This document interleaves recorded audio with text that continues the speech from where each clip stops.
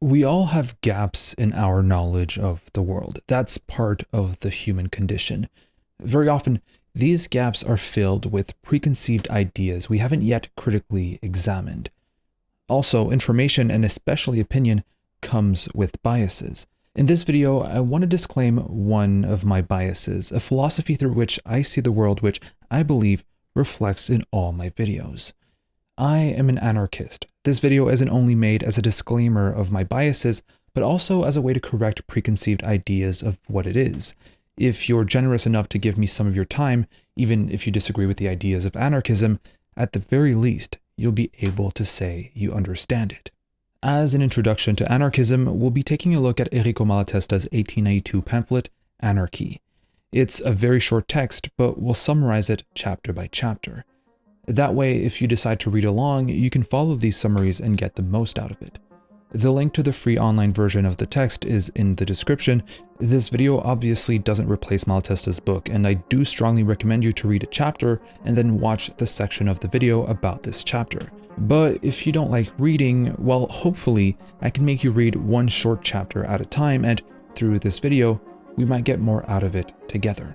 If after reading chapter 1 you decide that reading just isn't for you, that's fine. You'll still learn a whole lot about anarchist theory from this video.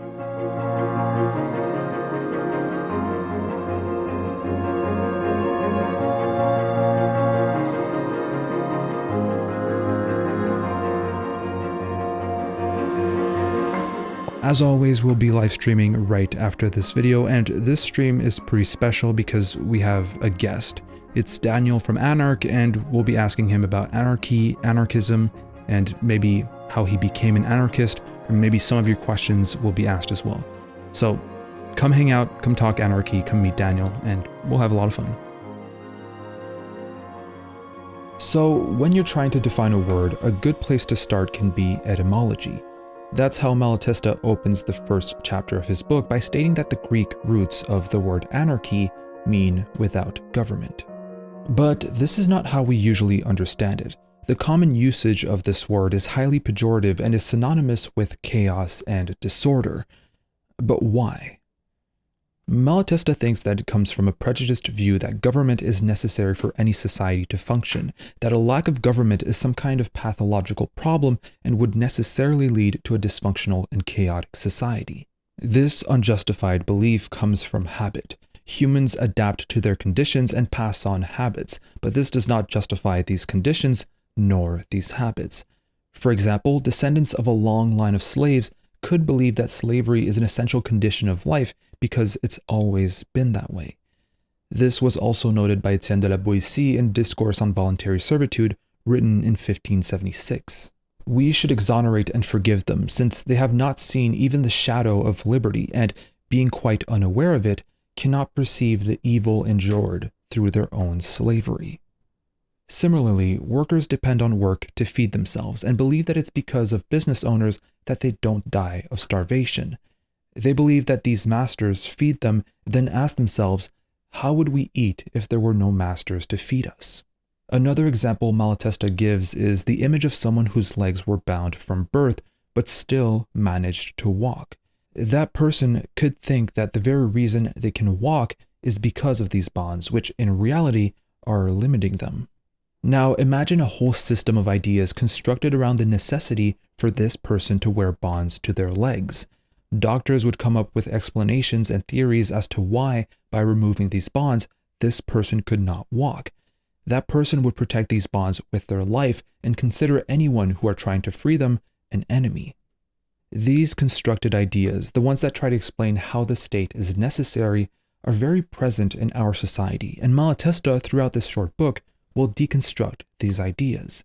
He says that, like the worker or the slave, we believe that without an authority, we could not live properly. He also says that, like for the bound person, we live in cultures in which the idea that government is necessary is hammered into our heads by the masters, the priests, the teachers, etc.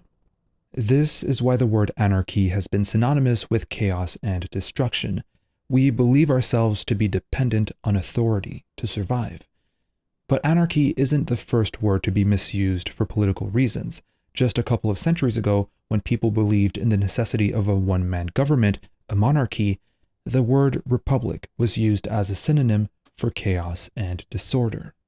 So if we can convince people that not only is the government not needed, but that we could do much better without one, the word anarchy could be understood as we anarchists understand it: natural order, unity of human needs and the interests of all, complete freedom within complete solidarity.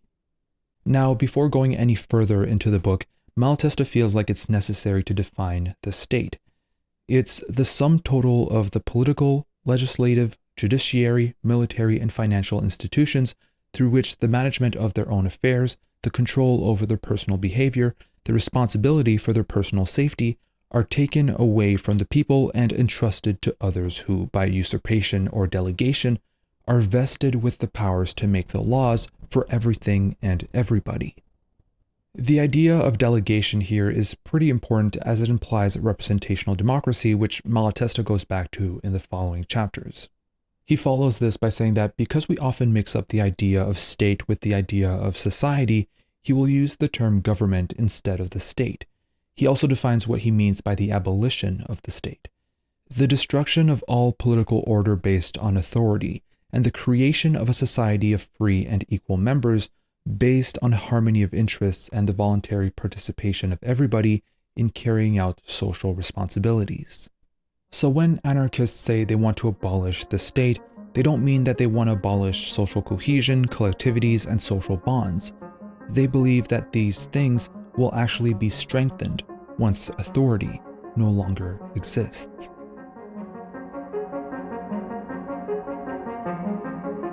But what is the government? Commonly, we believe the government to be an abstract social power, an invisible entity independent of whoever is holding office. It's the abstract representation of the will of the people, and is usually associated with great qualities such as justice and equity.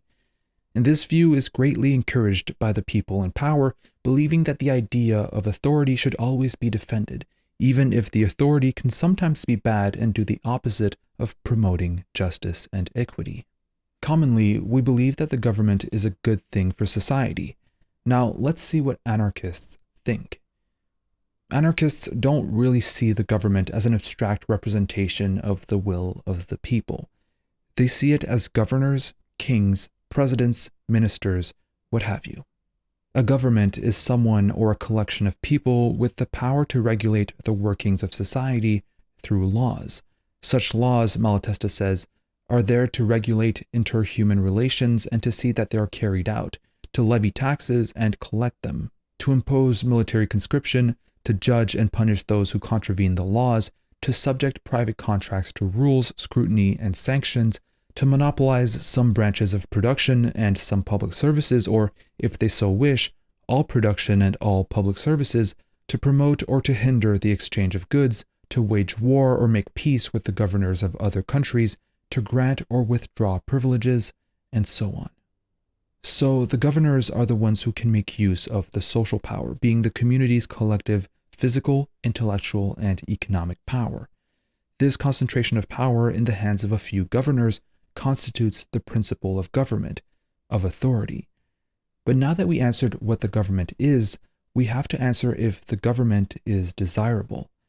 Malatesta asks the question as follows: why give them this power to take over willy-nilly the collective strength to use as they wish? Are they so exceptionally gifted as to be able to demonstrate with some show of reason their ability to replace the mass of the people and to safeguard the interests, all the interests, of everybody better than the interested parties themselves? Are they infallible and incorruptible to the point that one could, with some semblance of prudence, entrust the fate of each and all to their knowledge and to their goodness? So here are some amazing questions.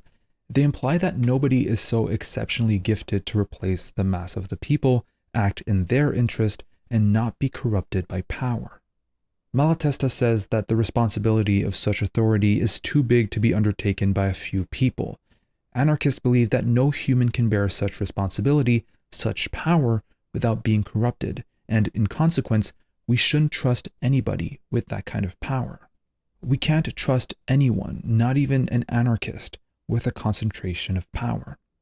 But it's not only about absolute power corrupting absolutely, it's also about abilities. What makes someone so much more suitable to make decisions rather than the community itself? I won't quote many millionaires here, but what Michelle Obama said illustrates my point. I have been at probably every powerful table that you can think of. I have worked at nonprofits, I have been at foundations. I have worked in corporations, served on corporate boards, I have been at G summits. I have sat in at the UN. They are not that smart. Alright, well, what if there was an infinitely good and infinitely wise group of people? Would the concentration of power into their hands still be beneficial? If a government could be justified, it's certainly a government of all wise and all good individuals. Malatesta says that the government in that case would still be pointless. These people now at the government wouldn't benefit society more than they already do. Perhaps it would slow down the development of society, as these people would have to deal with so many different subjects without fully understanding each and every one of them, from agriculture to education, all the way to health services and culture. Plus, a government, even if managed by very good people, would still spend resources and energy in preserving itself and fighting off dissidents. And still, no matter if they're infinitely good or not, we have to determine who will put them in power. Should they impose themselves by rights of conquest, war, or revolution? Well, certainly not.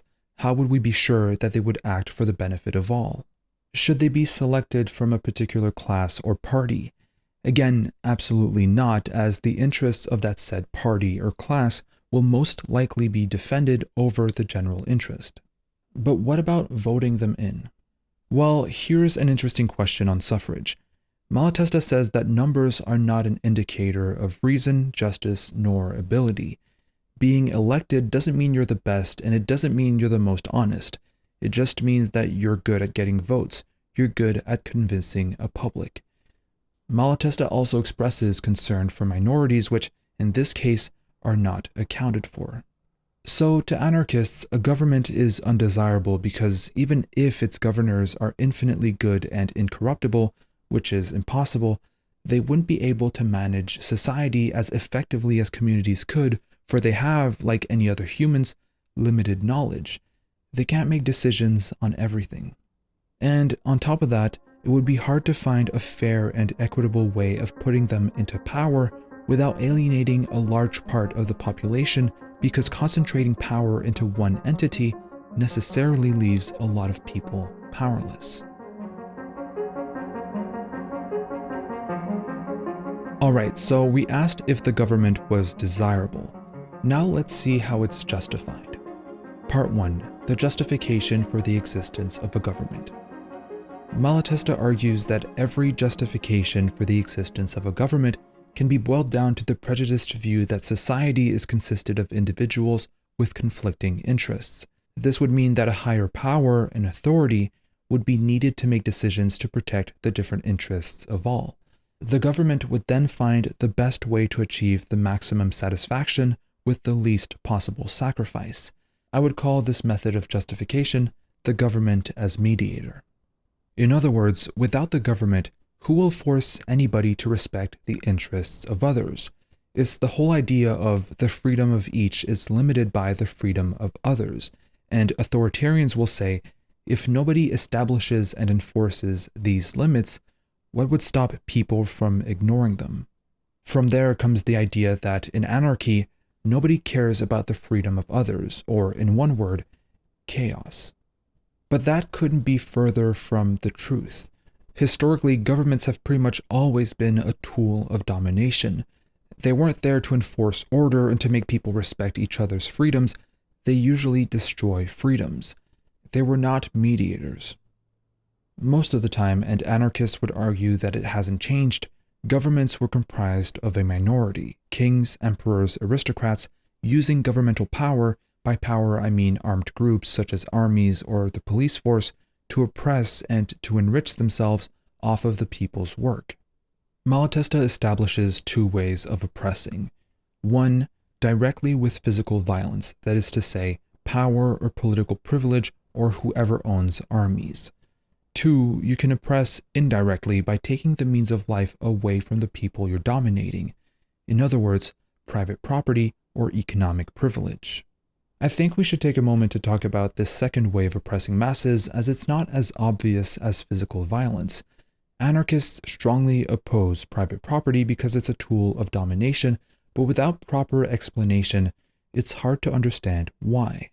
Pierre-Joseph Proudhon, the first man to declare himself an anarchist, wrote an entire book on the question of property in What is Property, published in 1840. In a nutshell, private property, or broadly the private ownership of land and buildings, is a tool of domination because, in a world with limited resources, claiming a land to be his or her own takes away the ability for others to work on it. In other words, imagine a world where humans would need a specific resource to live. If one class owned, in some way, all the means to produce this resource, then everybody outside of that class would be subjected to it. They'd become their slaves. Or imagine you live on an island with 3 other people and claim it for yourself. You say that this island is yours. Then these other people wouldn't be able to feed themselves. No matter how hard they'd want to work, they couldn't because they'd have no land to work on. What you then could do is use that land as a tool of domination and have them work your land. In return, you'll give them food, and you'll get food without having to work one bit. You'd be exploiting them. This idea that private property is one of the foundations of domination isn't new.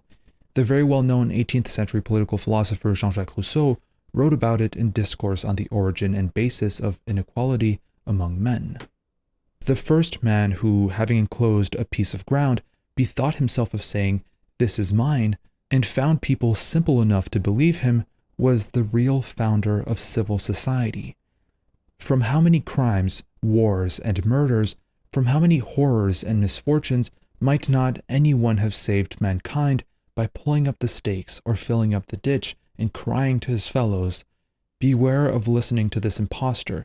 You are undone if you once forget that the fruits of the earth belong to us all, and the earth itself to nobody." Today, most people are born without any property. They come to this world, and when they become independent, they have to work, not for themselves, but to bring profit to their bosses. In other words, to be able to sustain yourself, you can't just work for yourself. You need to work for someone, and that relationship is fundamentally exploitative. In a fair society, you wouldn't have to sell your labor and get exploited solely because you don't own land. In a fair society, land or any other means of production would be owned by everybody and could be worked by everybody without oppression. Here's one last example from Karl Marx's Capital.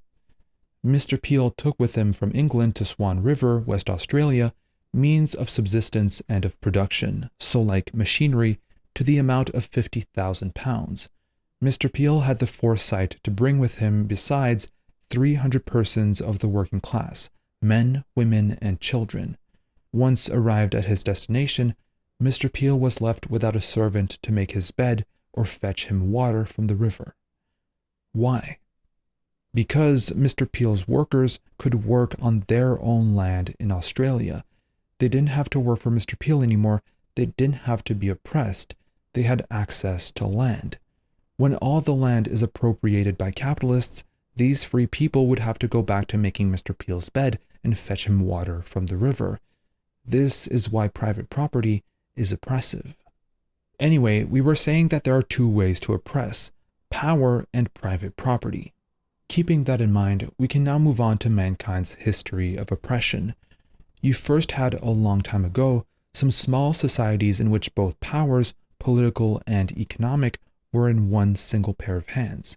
Through intimidation, that person got their community to work for them. They were the landowner, the ruler, the judge, and the executioner, all at the same time. But as society expands and grows more complex, a small class of owners also grows.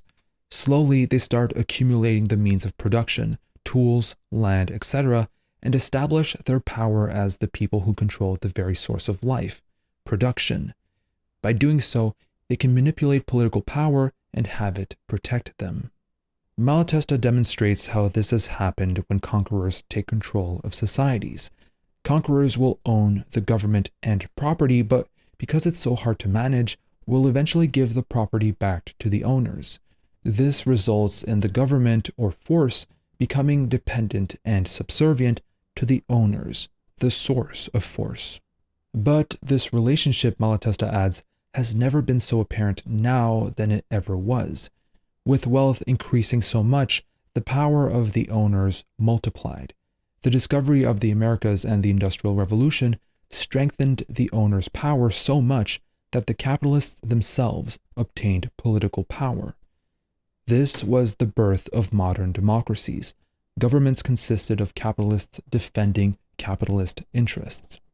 Malatesta critiques our modern democracies, which he doesn't consider democratic. In many countries, workers nominally have a more or less important say in the election of the government.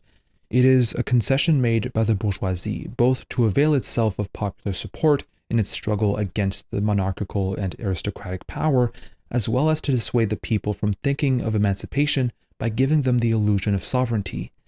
But whether the bourgeoisie foresaw it or not when they first gave the people the vote, the fact is that that right proved to be entirely derisory and served only to consolidate the power of the bourgeoisie while giving the most active section of the working class false hopes of achieving power.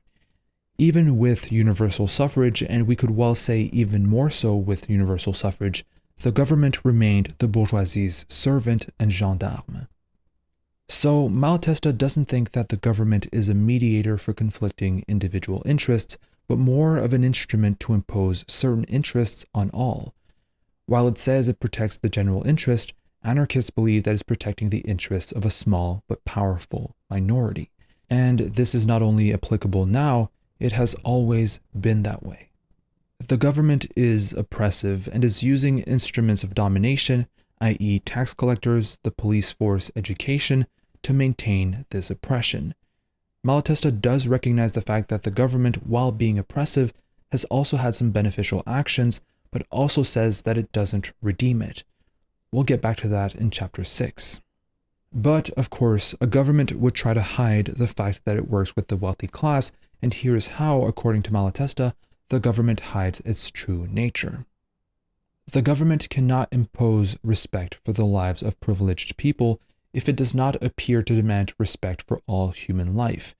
It cannot impose acceptance of the privileges of the few if it does not pretend to be the guardian of the rights of all. They also need to be the guardian of the rights of all in fear of a workers' rebellion. If governments adopted a reform like, for example, a law that would regulate the length of a working day to 8 hours, it would be to stop the angry masses from rising up. In other words, to Malatesta, if the government appears to be on the workers' side, it's just preventing a workers' revolution that would lead to the destruction of capitalist privilege. If it wasn't for that, the capitalists or the government would not care at all if workers got mad. So we've seen how the government is, and always was, protecting the privileges of the wealthy class, but is there anything else that would qualify the government as a tool of domination? To Malatesta, there is. Governments make anything become a means by which to oppress, to surveil, and to police. It corrupts the sentiment of justice, as private property is strongly defended while workers' conditions are sometimes outright ignored. It also corrupts education, as it becomes a way to shape minds and create docile workers. And all of this domination would make sense if, according to authoritarians, society is just a bunch of potentially violent individuals with opposing interests. In a world where people compete to protect their interests, there are winners and losers, and the people who win over the government, well, they're winners.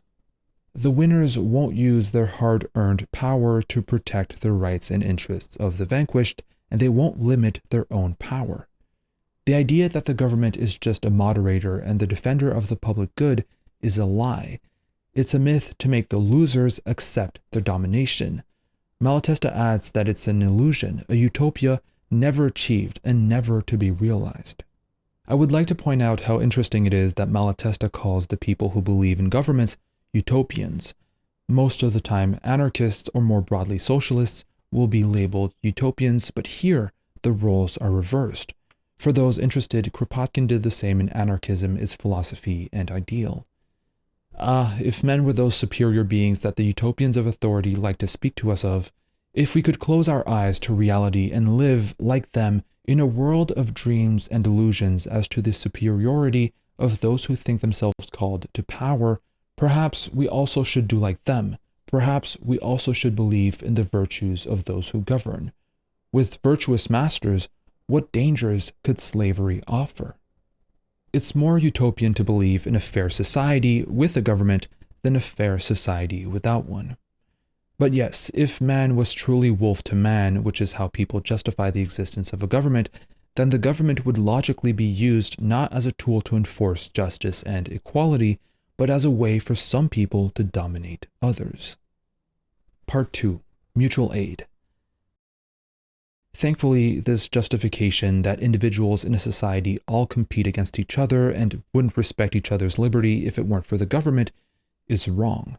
Man's fundamental, essential characteristics are the instinct of his own preservation, without which no living being could exist, and the instinct of the preservation of the species, without which no species could have developed and endured.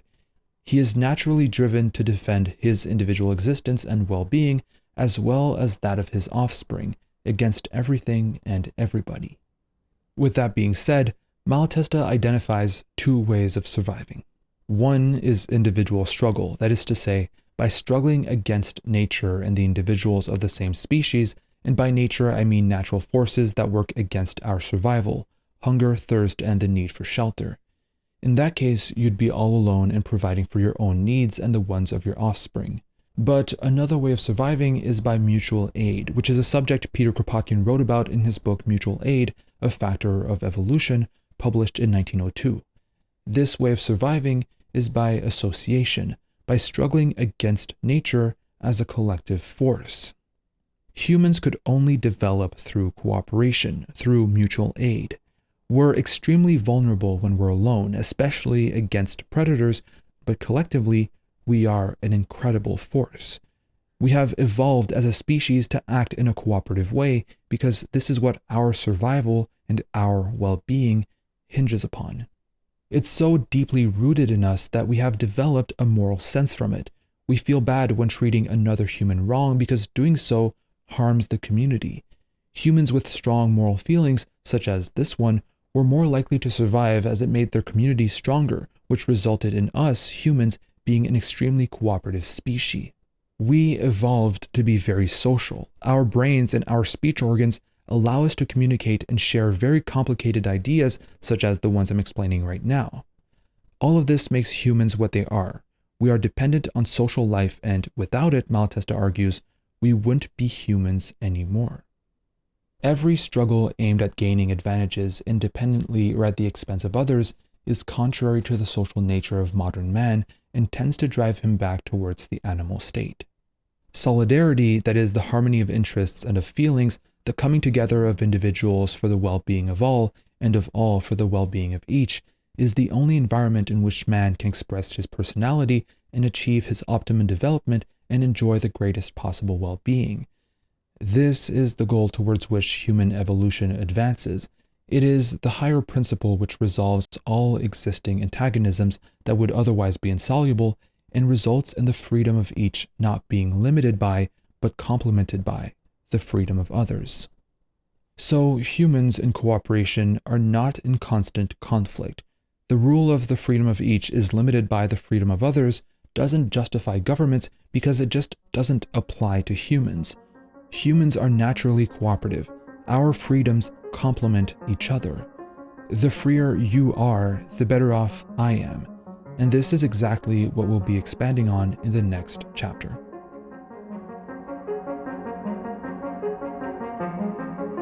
At the end of chapter 3, Malatesta wrote about solidarity and how it's a fundamental characteristic in human beings. Chapter 4 expands on that with a quote by Mikhail Bakunin. "My freedom is the freedom of all." Let's see what he meant by that. Individuals aren't independent. They are strongly influenced by each other. You are a product of your environment. If your neighbor is in chains, you will greatly be affected by that. Your existence, Bakunin argues, will be determined by their slavery. I who want to be free cannot be, because all the men around me do not yet want to be free, and consequently, they become tools of oppression against me. And by that logic, even if you only care about your self-interest, you will strive towards solidarity. Your own interest and the interest of society are one. But this solidarity and this cooperation can be used perversely. Cooperation isn't always consensual. You can create something very similar to cooperation by forcing people to work for you. Take, for example, a fast food production chain where all workers cooperate, but not because it's better for them to do so, but because they're forced to. It's more productive. They do it for the boss's profit, and if they don't, they won't receive a wage and they won't be able to feed themselves. In this case, the fruits of cooperation don't go to the parties agreeing to it, but to the person forcing this cooperation. This is a fundamental contradiction in humankind. We are very cooperative, yet we divide ourselves into different individuals, different nationalities, different races, and different genders. This contradiction is most apparent in a capitalist system. We cooperate together to mass produce, but we're also in competition with one another. The principle of each for himself, which is the war of all against all, arose in the course of history to complicate, sidetrack, and paralyze the war of all against nature for the greatest well-being of mankind, which can be completely successful only by being based on the principle of all for one and one for all. Malatesta sees this tendency to divide and dominate as animalistic and contrary to our human instincts. The principle of each for him or herself, as we have seen earlier, can't guarantee an individual's well-being. The fight against nature has to be fought collectively. Mankind has suffered great harm as a result of this intrusion of domination and exploitation in the midst of human association. But in spite of the terrible oppression to which the masses have been subjected, in spite of poverty, in spite of vice, crime, and the degradation which poverty and slavery produced in the slaves and in the masters, in spite of accumulated antagonism, of wars of extermination, in spite of artificially created conflicting interests, the social instinct has survived and developed. This is how strong our instinct for cooperation is. We could even say that because of these hardships, we are able to connect and understand each other when suffering. On top of that, Malatesta says in 1891 that travel, communication, science, literature, production have all developed so much that all of humanity is even more linked than ever before. Imagine what he would say now. Now, more than ever, the growth and development of individuals across the world contribute to our own development and well-being. And to go back to Bakunin when he said, "My freedom is the freedom of all," our well-being hinges upon all circumstances acting on all human beings because all human beings are, in some way, connected. Malatesta explains how someone living in the Apennines isn't only strongly affected by the conditions of the Italian people, but also on workers' conditions in America or Australia, on the discovery made by a Swedish scientist, on the state of mind and material conditions of the Chinese, on there being war or peace in Africa. In other words, on all the circumstances, large and small, which anywhere in the world are acting on a human being. This vast solidarity is mostly unconscious. People don't consciously calculate how helping others actually benefit them. It's spontaneous, and Malatesta says that this is evidence to show how solidarity is a human instinct. It's a natural law amongst men, and it survives even a system which combats it. Now, Malatesta goes on to show how this basic principle of "I do better if people around me do better" should lead to the abolition of private property. Of course, the liberation of every worker around the world is extremely beneficial for every worker, but it would also be beneficial for the former wealthy class because they too are connected to workers, and by giving up their exploitative attitude, they will create a better and safer environment for their own growth. Now, with the abolition of private property, people will stop working for others and put their labor not in the service of the interest of a few, but for their own interest, the interest of humankind. And if we traded domination and economic privilege for human solidarity by abolishing private property, why would we need a government? Once private property has been abolished, government, which is its defender, must disappear. If it were to survive, it would tend always to reestablish a privileged and oppressing class in one guise or another. We are used to a minority imposing and directing cooperation for their own interest, but here, cooperation would be free, voluntary, and directed to everybody's interests, and therefore, it would become that much more widespread and effective. Once individuals understand that their interest resides in the interests of all, will possibly unlock inconceivable potential for the human race. Our methods of cooperation, our sociability, will develop as we grow collectively. We will finally organize in order to achieve the greatest well-being and the greatest freedom for all. People will see their neighbors as comrades with whom they fight against natural forces. They won't try to accumulate the most comfort for themselves, but for everybody, because they'll understand that if everybody is comfortable, the environment that determines us will be much more fertile and will make us grow tenfold. This society of free people, this society of friends, is anarchy.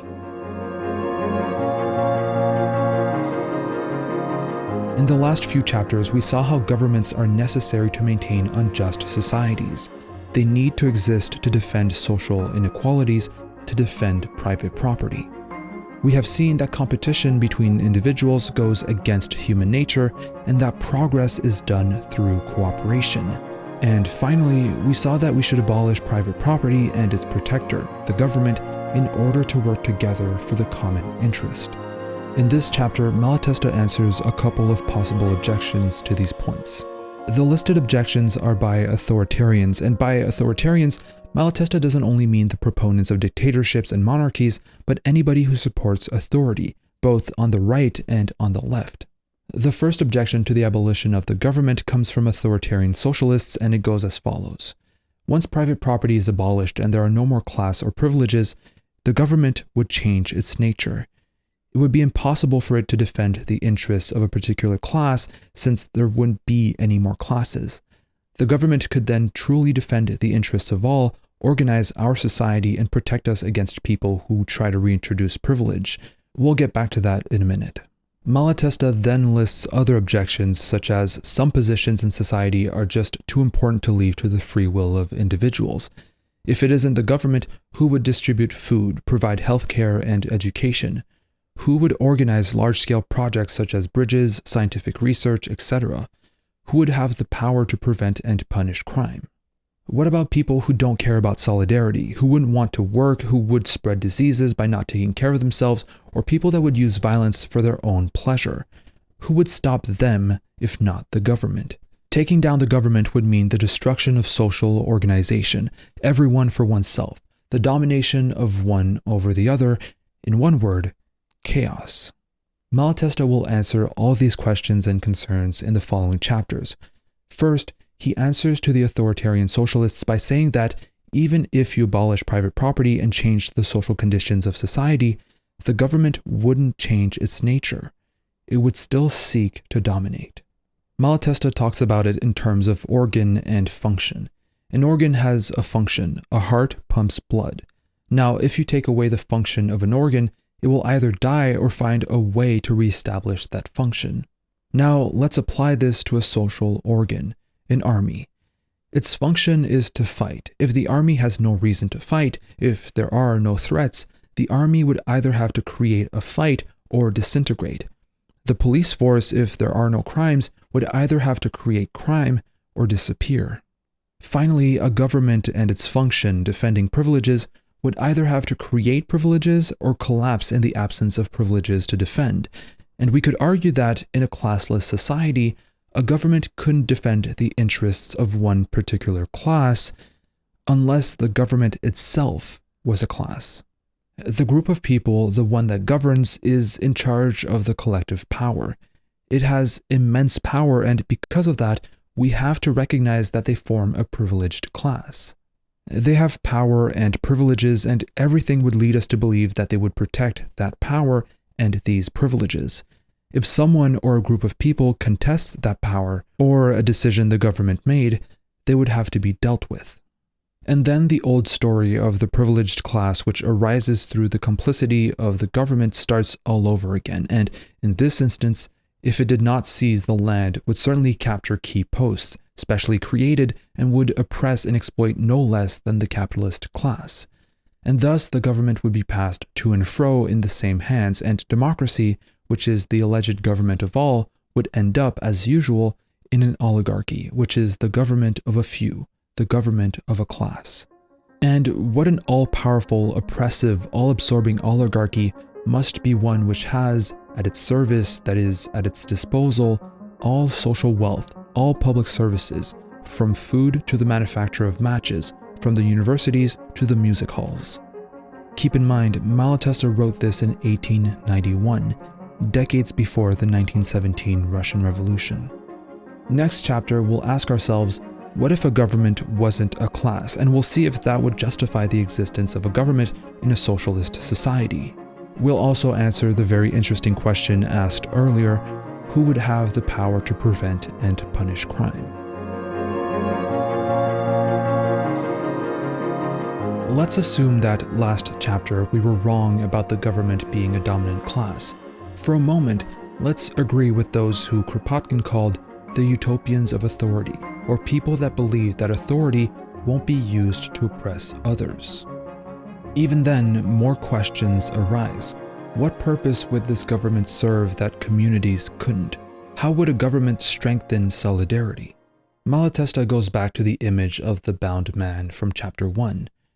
We are used to living under a government which takes over all that energy, intelligence, and will which it can direct for its own ends, and it hinders, paralyzes, and suppresses those who do not serve its purpose or are hostile. And we think that everything that is done in society is carried out thanks to the government, and that without the government, there would no longer be any energy, intelligence, or goodwill left in society. It's as if we believe that without a master, we can't feed ourselves because the masters monopolize private property. We also believe that without a government, we can't organize because the government monopolizes the instruments of solidarity. The landowner doesn't create food out of nothing. We can produce food without him. The government doesn't organize out of nothing. We can organize ourselves without it. In other words, the government uses the moral and material forces already present in society. It doesn't create them. It can't create forces out of nothing. All it can do is use the force in society that already exists. This can throw us into a discussion on what makes societies progress, individual initiative or social action. Does it come from individuals or the collectivity, or we could say the government? Malatesta says that the question is a bit misguiding. It is in the organism of every individual that all thoughts and human actions inevitably have their origin, and from being individual they become collective thoughts and acts when they are and become accepted by many individuals. Social action, therefore, is neither the negation nor the complement of individual initiative, but is the resultant of initiatives, thoughts, and actions of all individuals who make up society. So, with or without a government, social progress comes from individuals. There is no need for a government to initiate that progress. Furthermore, the government could actually be slowing that progress down. And if instead, as do the authoritarians, one means government action when one talks of social action, then this is still the resultant of individual forces, but only of those individuals who form the government or who by reason of their position can influence the policy of the government. Under a government, a society will only progress from the forces of a small amount of individuals, the governors, which is extremely far from a society progressing from the forces of all individuals. So hopefully now you understand that when anarchists speak of liberty, they don't mean becoming more independent from society or freeing themselves from social constraints, but rather it is a question of preventing some individuals from oppressing others, of giving all individuals the same rights and the same means of action, and of replacing the initiative of the few, which inevitably results in the oppression of everybody else. It is, after all, a question of destroying once and for all the domination and exploitation of man by man, so that everyone can have a stake in the common well, and individual forces, instead of being destroyed or fighting among themselves or being cut off from each other, will find the possibility of complete fulfillment and come together for the greater benefit of everybody. So if we go back to the utopians of authority, even if the government wasn't a privileged class, it would still reduce the potential of the productive, organizing, and protective forces of society because they only take into account the forces coming from the governors. If non-governmental forces of society demand a change, then the government will oppose it until the demand is thoroughly fought for. Malatesta quotes French historian Jean de Sismondi on that thought. The state is always a conservative power which legalizes, regularizes, and organizes the victories of progress, but never introduces them. These victories are always started down below. They are born in the heart of society, from individual thought, which is then spread far and wide, becomes opinion, the majority, but in making its way, it must always meet with and combat in the powers that be, tradition, habit, privilege, and error. We have seen this from women's suffrage to the civil rights movement and queer rights. This is not only applicable for the defense of minority rights. The fight for cannabis legalization in Canada, for example, started down below, with governments slowing that progress down. But one government did finally concede and legalized, regularized, and organized the victories of that progress. Now, some may think that it's because of the government that such progress was made, but we could also argue that it's actually in spite of the government. Alright, so governments are bad, but how would society work without a government? Look around you. Most of our social activities don't come from the government. Work, barter, study, travel, and morality in general. When the government does intervene, it usually adds unnecessary steps which renders the social activity more difficult. On a large scale, governmentless cooperation also happens with large associations spreading across countries, such as capitalist corporations or other associations which, inspired by a love of one's fellow beings, or by a passion for science, or more simply by the desire to enjoy oneself and to be applauded, are more representative of the groupings as they will be in a society in which, having abolished private property and the internecine struggle between men, everybody will find his interest in that of everybody else, and his greatest satisfaction in doing good and in pleasing others. Malatesta argues that all aspects of society could be organized that way if it wasn't for the obstacles imposed by governments, the dissensions created by private property, and the discouragement felt by most people as a result of the seizure of wealth by a few. In other words, in a society that promotes competition and discourages this kind of association, it won't happen. As we have said earlier, the government doesn't create out of nothing. If the government didn't take care of the postal service, for example, people would organize and do it. The government adds nothing. And the more the need is universal and urgent, the more volunteers will there be to carry it out. If the people had the power to deal with the problems of production and food supplies, have no fear that they might just die of hunger waiting for a government to make the necessary laws to deal with the problem. People don't need a government to work, cooperate, and eat. They won't let themselves starve. Not only that, but they will carry out these jobs more productively. If we do things now which only interest a few, we will do them that much better and more intensively when they will be of interest to everybody. Add to that the fact that the workplace would be democratic and people would work to strengthen their community, not out of fear of starvation. Remember, if people work and allow themselves to be exploited, it's to feed themselves. Anarchist associations still organize and have administrators, but Malatesta formulates a clear distinction between governors and administrators. While a governor is privileged and can make his or her ideas prevail, administrators are workers just like any other and can't impose their ideas like governors can. But let's get to one of my personal favorite parts of this book, the answer to the following question. Without a government, how could a society defend itself without a police force or a justice system? Many suppose that if there were no carabiners, policemen, or judges, everyone would be free to kill, to ravish, to harm others as the mood took one. and that anarchists, in the name of their principles, would wish to see that strange liberty respected which violates and destroys the freedom and life of others. Of course, this is absurd. We believe that in a society with no private property, where the needs of everyone would be taken care of when competition is traded for cooperation, the reasons which make people act immorally, often stemming from poverty, would disappear. There would therefore be a lot less violence in an anarchist society because we'd be eliminating the roots of evil. But supposing that as a result of the kind of education received from present society, or for physical misfortune or for any other reason, someone were to want to do harm to us and to others, one can be sure that we would exert ourselves to prevent him from so doing with all the means at our disposal. Of course, because we know that man is the consequence of his own organism as well as of the cosmic and social environment in which he lives, because we do not confuse the inviolable right of defense with the claimed ridiculous right to punish, and since with the delinquent, that is, with he who commits antisocial acts, we would not, to be sure, see the rebel slave as happens with judges today, but the sick brother needing treatment, so would we not introduce hatred in the repression, and would make every effort not to go beyond the needs of defense, and would not think of avenging ourselves but of seeking to cure, redeem the unhappy person with all the means that science offered us. This quote is pretty self-explanatory. Anarchist societies will defend themselves against antisocial acts, but they would see antisocial acts like we would today see an illness.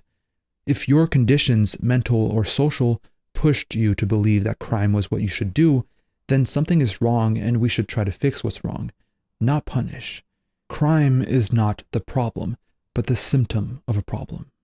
Anyhow, Malatesta also argues that unwritten laws such as customs not being regulated by the government are better followed because they're socially enforced by the community. Because they don't rely on an external force, the government, to apply these rules, the community does it itself and it's super effective. Malatesta gives an example of desert caravans in Africa where water is so precious it can't be wasted. Wasting water isn't illegal, but people understand the custom and know that it's regulated by their close ones. The social consequences of wasting water are, again, very effective. Malatesta continues. Is it perhaps because of the gendarmes that more people are not killed? In most of the villages in Italy, the gendarmes are only seen from time to time. Millions of people cross the mountains and pass through the countryside far from the protecting eye of authority, such that one could strike them down without the slightest risk of punishment, yet they are no less safe than those who live in the most protected areas. And statistics show that the number of crimes is hardly affected by repressive measures, whereas it changes dramatically with changes in economic conditions and in the attitudes of public opinion. So the government and its police force claim to be protecting the individual's security, but at the same time protects private property. Yet private property concentrates wealth in the hands of a few, creating economic conditions which stimulate crime, risking the security of individuals. It's almost as if cops and the government try to fight crime while protecting a system which encourages crime. So yeah, the government doesn't really help when it comes to preventing crimes. Its justice system is, in its essence, unfair as it privileges a small part of the population. Anatole France, a French poet, wrote this simple yet very telling line. The law, in its majestic equality, forbids the rich as well as the poor to sleep under bridges, to beg in the streets, and to steal bread. After reading the previous 6 chapters, you might be saying, anarchism does sound pretty cool, but I don't want to blindly jump into it. Give me the details of how an anarchist society would function. Malatesta makes a list of many questions that anarchists might face. What methods will be used to teach children? How will production be organized? Will there still be large cities, or will the population be evenly distributed over the whole surface of the earth? And supposing all the inhabitants of Siberia should want to spend the winter in Nice, and if everyone wanted to eat partridge and drink wine from the Chianti district, and who will do a miner's job or be a seaman, and who will empty the privies, and will sick people be treated at home or in hospital, and who will establish the railway timetable, And what will be done if an engine driver has a stomach ache while the train is moving?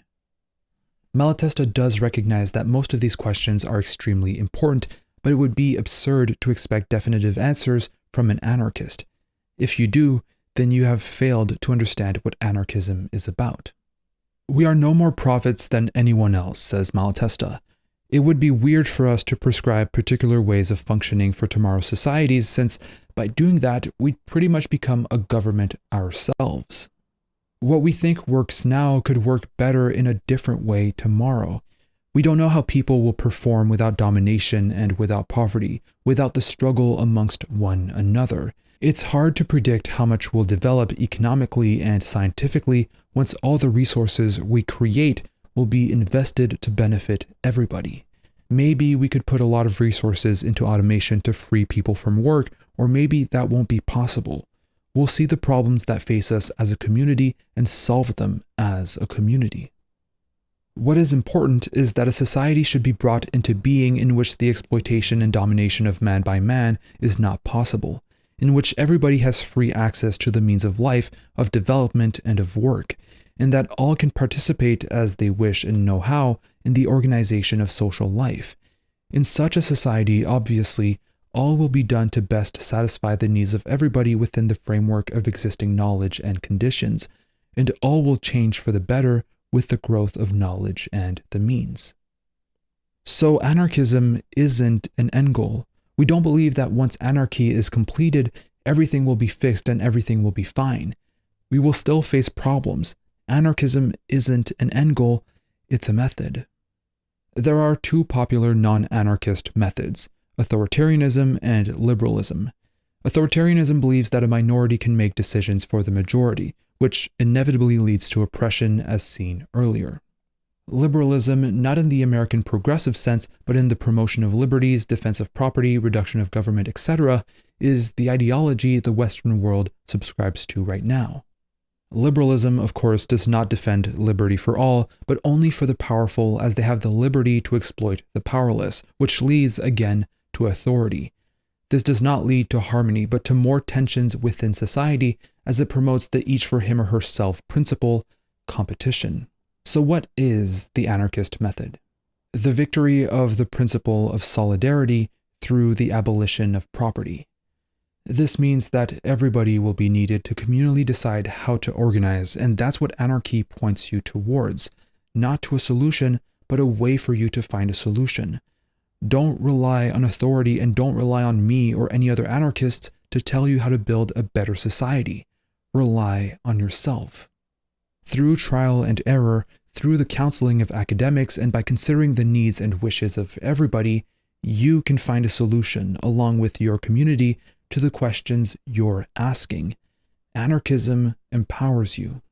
If you remember at the beginning of this chapter, the first question asked to anarchists was, what methods will be used to teach children? Here's Malatesta's answer. We don't know. So what will happen? Parents, pedagogues, and all who are concerned with the future of the young generation will come together, will discuss, will agree or divide according to the views they hold, and will put into practice the methods which they think are the best. And with practice, that method which in fact is the best will in the end be adopted. Now apply this to all the questions asked at the beginning of the episode. This is the answer. Anarchy, in common with socialism, has as its basis, its point of departure, its essential environment, equality of conditions. Its beacon is solidarity, and freedom is its method. It is not perfection, it is not the absolute ideal which, like the horizon, recedes as fast as we approach it. But it is the way open to all progress and all improvements for the benefit of everybody. For the next chapter, we'll be talking about chapter 8 and 9 as they strongly complement each other. We'll look over one last argument against anarchism, see what we've learned, and talk a bit about revolution. So far, we established that anarchy is the best method to achieving the greatest good for humankind, since it abolishes classes economically and politically, and therefore abolishes competition between individuals. We also established that applying this method is possible. Malatesta brings up what is, to me, one of the best arguments against anarchism. This argument acknowledges the fact that anarchism is probably the best method to achieving a thriving society, but it also says that it would be very hard, if not impossible, to make humans work together if they were brought up in a competitive environment. Bear with me for this long quote, but I really think it's important. We find ourselves in a world which has always been divided into oppressors and oppressed, and if the former are full of the spirit of domination and have all the vices of tyrants, the latter are broken by servility and have the even worse vices that result from slavery. The feeling of solidarity is far from being dominant in contemporary society. It is competition which presses on everybody, workers and masters alike, and makes every man into an enemy in the eyes of his neighbor. How will these men, brought up in a society based on class and individual conflict, ever be able to change themselves suddenly and become capable of living in a society in which everyone will do as he wishes and must do, and without outside coercion and through the force of his own will, seek the welfare of others?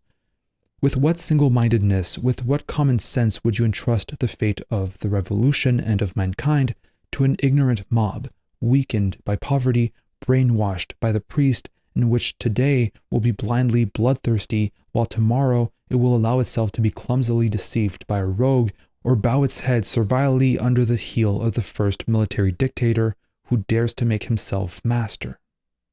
So here, the argument recognizes the fact that an educated community brought up in cooperation wouldn't need a government, but it says that humans lacking education and brought up in a world based on competition, both side effects of capitalism, won't be able to adapt themselves to a completely different worldview. How could someone who grew up in a capitalist society, who got the minimum education required to work, and who sees their neighbor as someone they compete with, be fit to live in an anarchist society? Someone who advocates for the destruction of hierarchies might favor a democratic government which would gradually educate people to become independent and cooperative. Once that happens, then the government could disappear. This is an idea Marxists called the withering away of the state. It is the belief that once there is no more competition, the interference of the state power in social relations becomes superfluous in one sphere after another and then ceases of itself. The government of persons is replaced by the administration of things and the direction of the processes of production. The state is not abolished, it withers away. But anarchists believe that the state can't wither away. Being a concentration of power, it will always seek to preserve itself, to defend its existence, to protect its privileges. On top of that, as stated earlier, the government doesn't add anything to the current forces of society. Everything that happens in the world is done by people. If you want to educate people, teach them how to cooperate and show that cooperation is in their interest, you can do it without a government. The current forces of society, without being monopolized by the government, can organize an anarchist revolution because the government doesn't add anything to these forces. There are no reasons to lead a revolution through a government. Without a government, people will still influence each other. We don't need to force people to cooperate. We'll cooperate out of necessity. Abolishing the government won't mean that we'll stop talking to each other and that we'll stop working together. We are mutually dependent. We will organize when the government is abolished, no matter how corrupted by capitalism we are, because the abolition of this mutual influence would be death. And when we vindicate the freedom of the masses, we are by no means suggesting the abolition of any of the natural influences that individuals or groups of individuals exert on them. What we want is the abolition of influences which are artificial, privileged, legal, official. In Chapter 9, Malatesta gives examples as to how, after a revolution, people would still organize without a government. If people want to teach and spread knowledge, they'll become teachers. A government could not just create such people magically out of nowhere. The government would just force these teachers to do what they love in a strictly regulated method, a method that most likely will reinforce the power of the ones imposing it. A revolution wouldn't destroy the forces that already exist, but let them free. Free to develop in the direction they want, free from domination. This would unlock an unknown potential that will most likely be very beneficial to society. And this is the only way that masses can raise themselves, for it is only through freedom that one educates oneself to be free, just as it is only by working that one can learn to work. This is very similar to what Immanuel Kant once wrote. Freedom is the precondition for acquiring the maturity for freedom, not a gift to be granted when such maturity has been achieved. A revolutionary government doesn't only have the high risk of becoming as oppressive as the capitalists they're overthrowing, but it's also a terrible way for people to learn how to govern themselves. Actually governing yourself is the best way to learn how to do it. If you let someone else govern for you, you forget how to govern. On top of that comes the classic question of how would we decide what shape the revolutionary government would take? Well, it would definitely not be a dictatorship of either an individual, a group, or a party, because again, who would decide who this group should be? One can only impose him or herself as the ruler, and that is obviously unacceptable. But what if we elect the people that govern us? Let's imagine that they are, unlike the dictatorship, incorruptible. Well, first, Malatesta raises concern for minorities which very likely wouldn't have a voice. He also brings up the interesting point that some of the minorities that might not be listened to are also the most active, intelligent, and radical parts of society. But aside from that, if we decide that we need a government because the people aren't ready to govern themselves, then how can we say that these people are smart enough to decide who can govern? So again, no, a government is not desirable, nor is it necessary. To solve the problems plaguing society, there's only one solution: revolution. We need to identify the roots of these problems: private property, the people who own social wealth, and the government who protects them. Appropriate the social wealth and its sources and make it available to the community for the community, therefore guaranteeing that the basic needs of all can be satisfied. Trade competition for cooperation, thereby eliminating any exploitation of individuals by others. Of course, there will be challenges, and those will be resolved in an anarchist way. We will discuss and determine what's best for everybody. And even if we are defeated, that we lose our fight for a revolutionary overthrow of the masters, our struggle wouldn't have been useless, because the more we act, the more we promote our ideas, the less property and the less government there will be. And if we consider that human progress is measured by how government power and private property are reduced, then we are pushing humanity in the right direction. And if today we fail without compromising, we can be sure of victory tomorrow.